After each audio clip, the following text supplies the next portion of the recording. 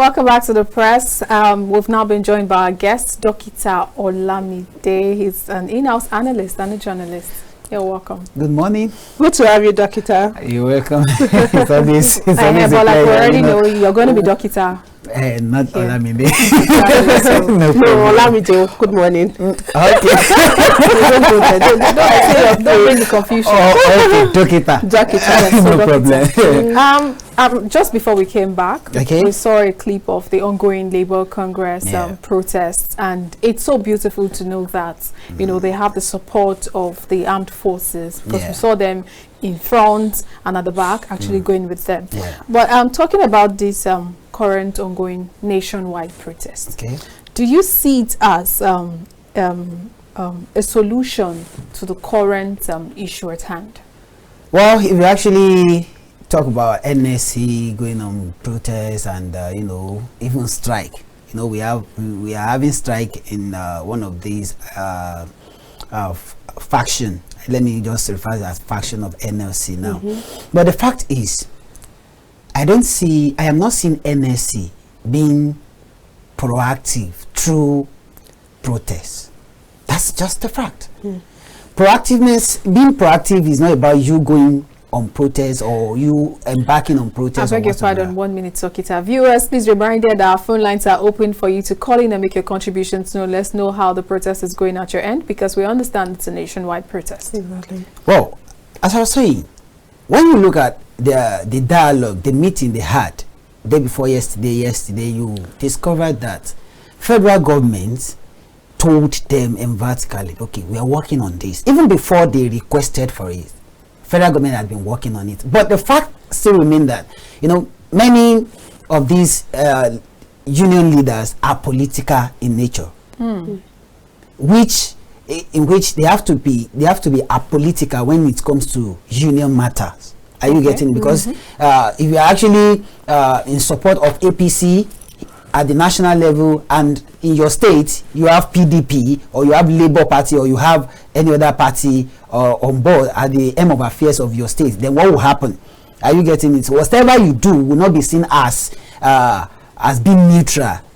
It will be political. Are you getting it? But with this protest now, I think NSC, I am not saying I'm not going to say they are going too far, but it doesn't really mean for now. Okay, and Doctor, let me come in here. I know you said that they were not proactive in some sort, but what do you think they should have done to perhaps get a level of proactiveness? And like you said, you don't want to say this is excessive at the moment, but what should they be doing now? What should they have been doing before now? What they've been doing before is what I will actually what I'm expecting them to continue doing for now, because we're still putting things together. I am not in support of what the president is doing compared to what he said as far as the nationwide broadcast. But the fact is, you cannot expect a child to be born in a day and get work in that and start working that very day.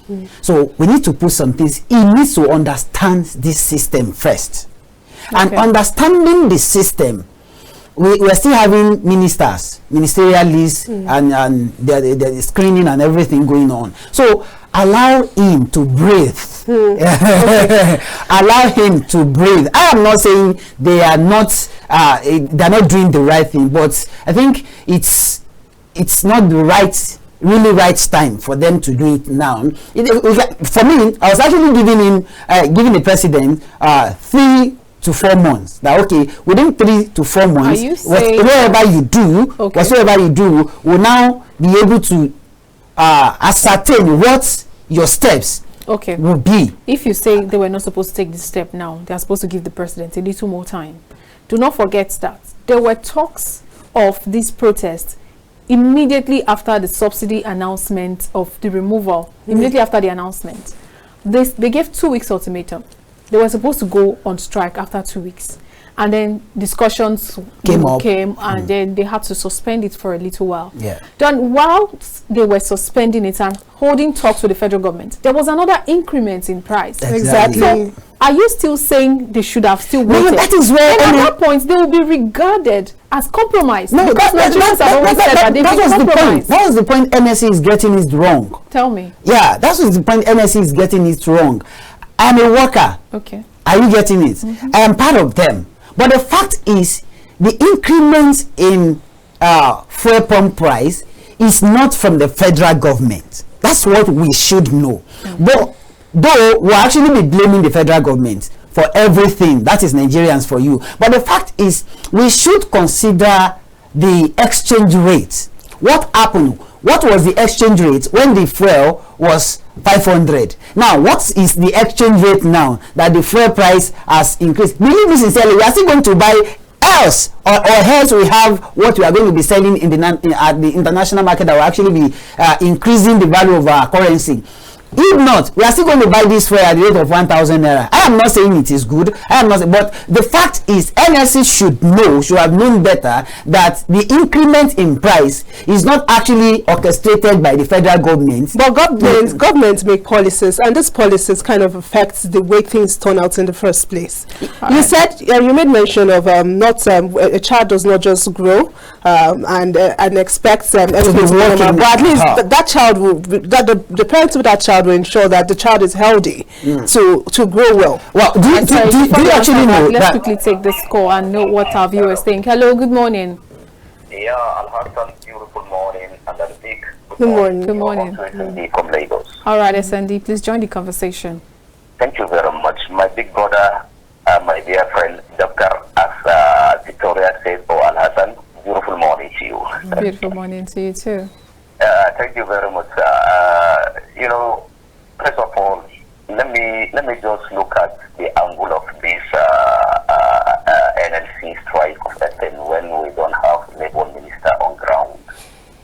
That means they are dealing directly with the executive angle, since you never had the intervention of the National Assembly and another the Senate, because they were busy on screening or something of that nature. What I consider, they should allow the ministerial appointment first before they proceed. Or else, instead of them going on election, because I believe there are many people, before they see food on their table, they have to go hustle. They have to go hustle. Somebody went out from his house 6 o'clock in the morning, and before 8 o'clock he brings something for breakfast. Before he gets back and prepare for something for lunch. It was when he's coming back in the evening, he will arrange for a dinner. You understand? This is the kind of life we are living today. So I don't see any meaningful reason for all this. They should have take things in a diplomatic way, so that Nigerians will know that these people are for real. Well, let us wait and see between now and then 72 hours what will be the response. Then as for the screening issue, let me be honest with you. I am worried. I thought things will change.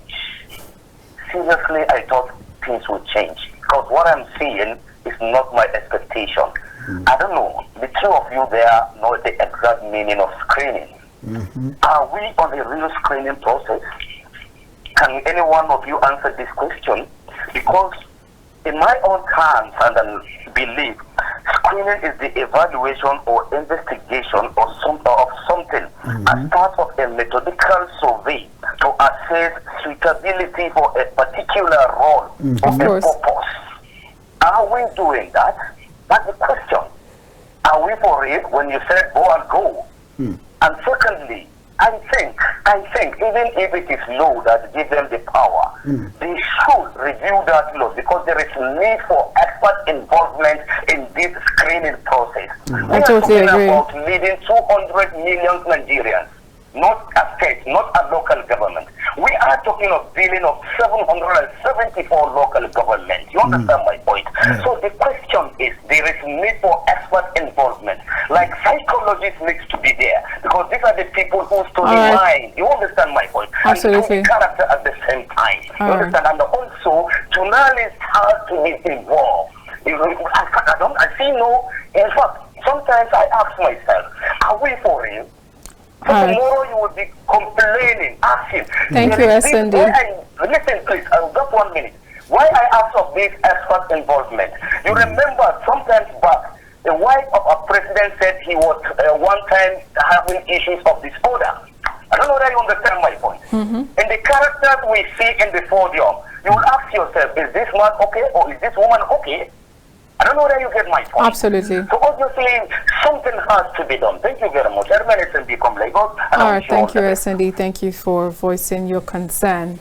Back to Victoria's question. Okay. So I was saying that don't you think, like, no matter how you made mention of a child being nurtured and not expected to grow hurriedly, but then the child is ensured is kept in good health and shape.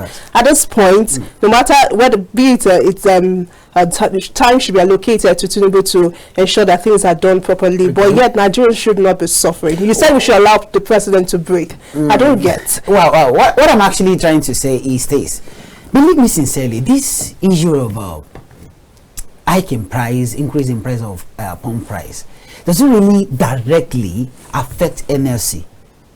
That's the first question. If yes, now are they the only one? No. Now another thing is this. Wait, it's not NLC because I'm beginning to wonder. NLC is Nigeria Labour Congress. Labour. They're fighting for workers. Everybody. You just said workers. Wait, you just said workers. And the first increase in minimum wage, did that affect you? No, let's be sincere to ourselves. They actually fought for increments in the minimum wage last time, which was increased to 30,000, right? How did this affect you? That's number one. Now, don't forget that more money has been pumped into circulation, and which has actually triggered the price of goods and services to go up. Despite that, your salaries of the private workers still remain the same, except those that were compassionate. Employers that were compassionate. So NSC is fighting for workers. We say it per se, but the fact is, are they really fighting for all workers? Are they not fighting for civil servants? Are they not fighting for people that are working with government? I am not saying they should not fight, and I am not saying their fighting is bad. But what I'm saying is this: as our caller said, he said we've not even had ministers yet. Are you getting this? Now, so who are you fighting?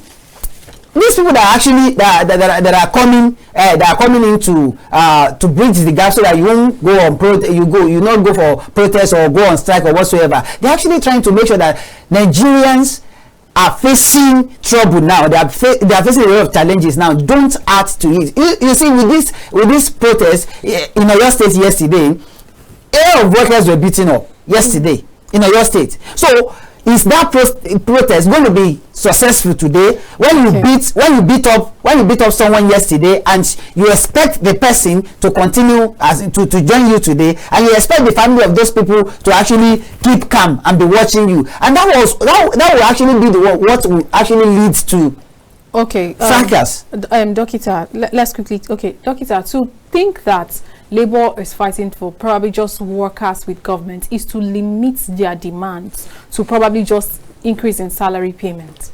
Now, part of their agitations is that they want more palliatives. They want better palliative for the citizens, and they had a meeting. That is no doubt, but they said it is not enough. The palliative measures are not enough. Initially, they said the federal government was going to give 8,000 naira to some households that they believe are the poorest, but they were against it. Most Nigerians were against it, and now they are still asking for better palliative measures. And they also said the 3,000 buses would not be enough. Now the 3,000 buses is for everybody to use. But it is not just for government workers, because even government workers have buses that convey them to the offices. I'm just giving you that as an insight. Let me just tell you this. I know very sure, and I'm actually involved in some meetings with Labour leaders. Labour leaders, if they want to, whatsoever they want to do as touches their salary or whatever that concerns their members, they put other things, they attach other things, so that we know that they are not just fighting for this alone. Are you getting it? But the fact is this: the main agitation here is palliative. And the palliative that they are talking about is actually increment in salary. But the second palliative, which that was why I said I'm not saying their protest is bad. I'm just talking about timing. It is the timing that I'm talking about. Now, when they talked about refinery in their agitation, what their demands, which I read yesterday. Fine, this is exactly what I've been demanding for, what most of Nigerians have been demanding for. Without, even if they increase our salary to 500,000 per month today, and our refineries are not being functional, are not functioning. Believe me sincerely, we are still going to be agitating for increment in salary again. Why? Because as government is pumping money into circulation through the current expenditure, you don't expect all these businesswomen to still remain at the same point of price that they were before. They will increase the price, which will commensurate with what you are now getting as salary now, and you will still be complaining. But if this refinery is being done, refinery issue is being resolved, then we could actually have our oil, our petrol, refined air. We will not be going to international market to go and buy and be telling us that because of exchange rate. It is the exchange rate that is giving us the issue. It was the exchange rate that brought about subsidy. It was this exchange rate that brought about increase in price and of goods and services. So if we have that, which labor union are actually fighting for too, but I'm of this doubt that if federal government increase labor salaries, as in civil servant salary today, to the taste of NLC and TUC, believe me sincerely, there won't be any protest again, there won't be any strike again, there won't be anything again. Why? Because what they really wanted has been done. But what about people that are not working with government? What about people that are not even working at all, that have their business doing? So that's exactly why I said, if they had actually waited for the minister to be appointed, we will know personally. Because if they, after fighting for this, and federal government attends to their needs, especially that increase in salary, believe me sincerely, for we that were working at the private sector to fight will not be easy. All right, let's quickly take this call. Hello, good morning. Hello, good morning. Welcome to the press. Please tell us your name and where you're calling from. Good morning, Captain TV. Good morning to you. I'm calling from Ijebu Estate. All right, please join the conversation. That guest in the house, please. This word may be too harsh for him, but I don't care how he will feel. No, we do not want you saying any. He's commenting as a kind of, a slave that is very, very in love with his chain. But let me let him know that NLC are non-partisan organization, and he should know that. So telling us that they are partisan or whatever reason that he's using to condemn their action is very, very unpatriotic, even in his own part. Tell me, for God's sake, what has they done wrong by trying to protect the interests of the masses? Because what the laborers are asking of encompasses both their own interests and the well-being of the masses as well, which he himself is included. But I find it difficult when such characters come on air, even on social media, to malign labor that they have been, simply because you have already taken a side that this person must be. I'm a Yoruba like you, but I don't support. I will not just because of a tribe and then support every policy. In fact, this government, with all due respect, has shown in every ramification that he's he's not prepared for the job. Look at the address that he gave. I don't know whether your guest in the house listened to the national speech that he gave on Monday. So he's like running the government, doing experiments at a time that Nigeria needs a very competent hand to handle the economy. You follow this road, is not doing like try and error kind of this thing. So you follow this road, is not working. You come back, you see. Look at he now retract some of the conditions that are attached to student loan policy and the floating of naira, blah blah blah blah. So that does not show like a leader who is prepared and who is competent. So the guy in the studio, I think he's not doing himself a service there. Thank you very much. Let's take another call. Hello, good morning. Good morning. You're welcome to the press. Please tell us your name and where you're calling from. I'm calling you from Kaduna. All right, please join the conversation. Tell us your name. My name is Sunday. All right, Sunday. Yeah. You see, what I just believe, I want to comment some of you on the studio about this fuel subsidy. I want to ask a question. If somebody can give me an answer. Why is it that we are buying our refinery and we're not importing products from outside the country? When we have crude oil in Nigeria, the one we import, is it better than the one we are using, we're supposed to refine in Nigeria? No. Nobody give that answer. Do you know the reason why? Tinubu itself have refinery outside the country. All of them in power have refinery. If we should repair that's an allegation, actually. Yeah, refinery there will close down. So don't expect them. They will never subscribe to repair our refinery. All right. That is my comment. Because why? Do we have any sense at all? We leave our crude oil here. We are going to import finishing products. We're not saying it is market force. It's our government. And they are not for the people, for themselves. So that is just my comment. God bless you. Thank you very much. I'll just let you comment to round so that we can move to other stories. Yeah, I actually want to tell our caller, the first caller, that I did not condemn NLC protests. What I'm trying to talk about is the timing.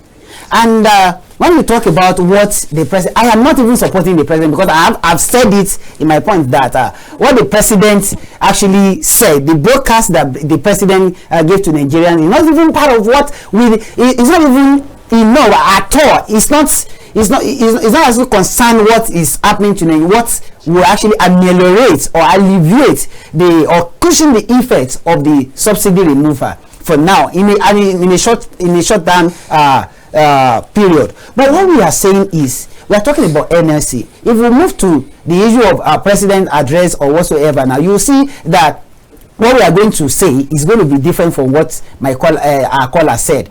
I am not condemning NLC, and I'm not condemning the protest. What I am saying is, we should work with time, and there are some things that we need to do at the right time. If you do the right thing at the wrong time, it will not result. It will not give you the needed result. That is as simple as that. Okay. Actually, we have videos coming in on the ongoing labor protest.